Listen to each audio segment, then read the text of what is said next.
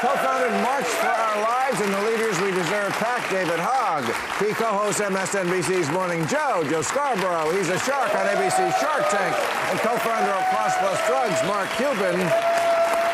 And the first question is for you, Mark Cuban. What does the news that Walgreens is closing 1,200 stores mean about the pharmaceutical industry?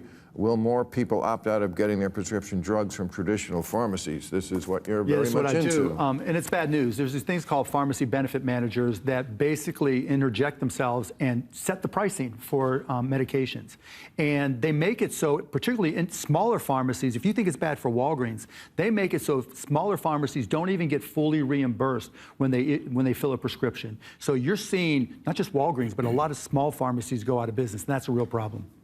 Wow. And your organization, your main goal is just to get the price of drugs down for the people in this We weren't country. just going to turn it upside down because we brought in transparency. So we're the first place where you go to Cost Plus Drugs and we'll show you our cost, our 15% markup, and the actual price that you'll pay. Nobody else does that. Wow.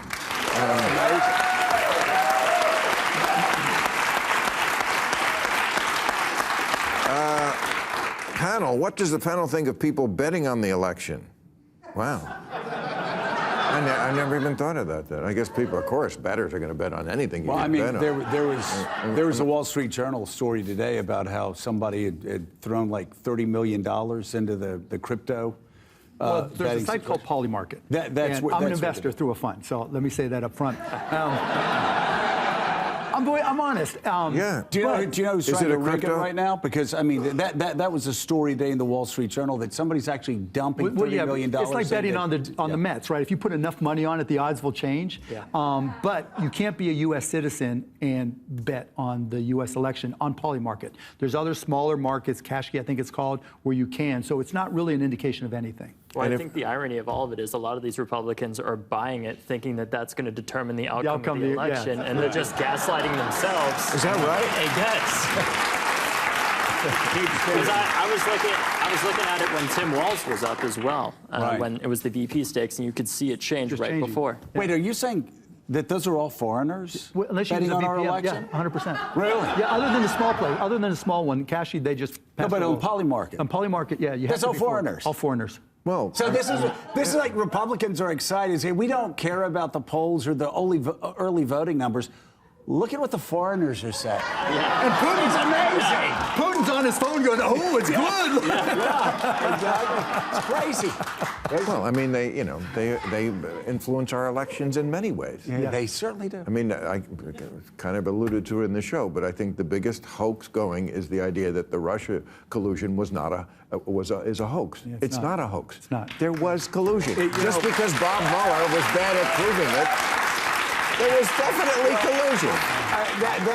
That's one of the more maddening things. I still read the Wall Street Journal editorial page and the op-eds, and it's sort of my go-to in the morning. And it's maddening to even see people on there talking about Russia hoax. And you just want to say, read the Mueller report. Read everything that's happened. Ask yourself why, time and time again, Donald Trump's doing things that make no sense. Why does he say in Helsinki in 2018 regarding Russia, I trust Vladimir Putin more than my own intel agencies? Why? As I always tell my kids, if something doesn't make sense, there's a good reason it doesn't make sense. And it's more dangerous than even that because they use it as a jumping off point. Like, well, since Russia was a hoax, then, and it's like, but Russia wasn't a hoax. But once you get them to believe that Russia was a hoax, now anything goes. But there's such tribalism. There actually was a Vanderbilt survey, a poll, and they said, who's a better president, Vladimir Putin? And they asked this of self-identified MAGA voters. Who's a better president, Vladimir Putin or Joe Biden? Putin 54%, Biden 18%.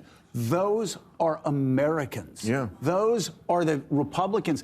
My old party, the party of Reagan, the ones that said tear down that wall and push back against Russian expansion, now they're all in on Putin. They're all in on Russia. It's bizarre. Okay, what explains why Trump is doing so well among young men?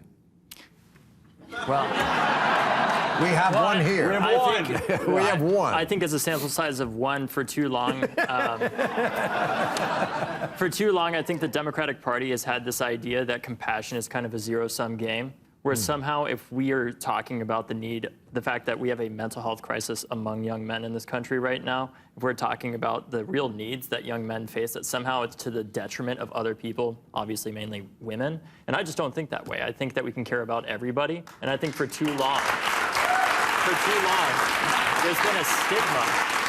There's been a stigma around talking about helping, those people, because obviously for thousands of years, talking about men was to the exclusion of women, and I understand the fear around that. But we have to end this taboo, or else it's going to be detrimental to the future of the Democratic Party, because we have to have, both men and women. It really is. I've got to say one other thing too. I told one of my kids. I've got 4 kids, and one of my kids, kind of progressive.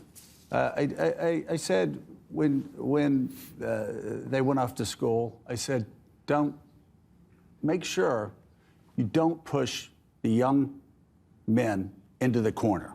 You go into a pretty liberal place. I also said this to the head of school there. I said, here's the deal. You tell young men that they are suspects because they are young men, because of the sins of men over thousands, like this collective guilt. You push them into the corner, they will come out Trump supporters. Yeah. And I will tell you, I have one Democrat after another Democrat that's never voted for a Republican before, unlike me, that have said their boys, again, this was back 2016, 17, 18, 19, they would send their 7-year-old boys to school. Their 7-year-old boys would come back with these horror stories about teachers having the boys stand up, the teachers pushing those boys basically into the corner. Collective guilt for thousands of years of ways that men fucked up. Racially, too. And what happens when you push somebody into the corner? Andrew Sullivan wrote about this. You push a conservative into the corner, or you push a boy into the corner, they come out more radicalized. They come out, in this case, supporting Donald Trump. And that's happened to young men. And I think it's a delicate balance, because we need to acknowledge that although young men like myself and others, we are not responsible for the creation of that environment in the first place, we also need to understand the history of that and recognize that we have a responsibility as men. Right. Do you think social media plays a part, just the reinforcement of memes over and over 8 hours a day? I think social media plays a part of it. I think the commodification of hatred on social media in particular, especially because everything's a meme. Right. Everything's a meme. Especially since COVID, right? We know for a fact, since the passage of Title IX, for example, that young men used to get bachelor's degrees at a rate 15% higher than women. Now that rate has flipped, where women are getting bachelor's degrees at a rate 15% higher than men. That's not necessarily a bad thing. It just means that our education system needs to, we need to look at the structuring of it and realize that for young boys in particular, they're actually developmentally behind women a lot of the time, as anybody who's had kids. They need affirmative action. Men need help. Scott Galloway is so good on this issue, and you're right.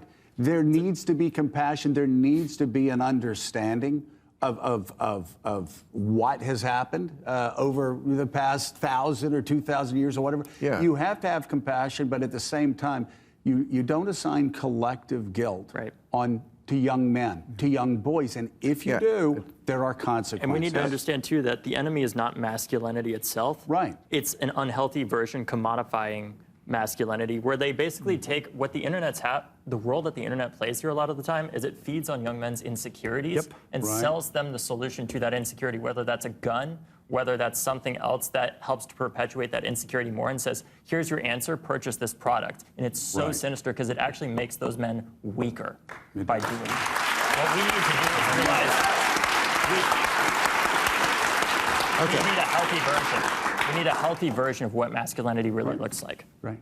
It looks like this. If I can quote Scott Galloway one more time, and I think I heard him say this on your show.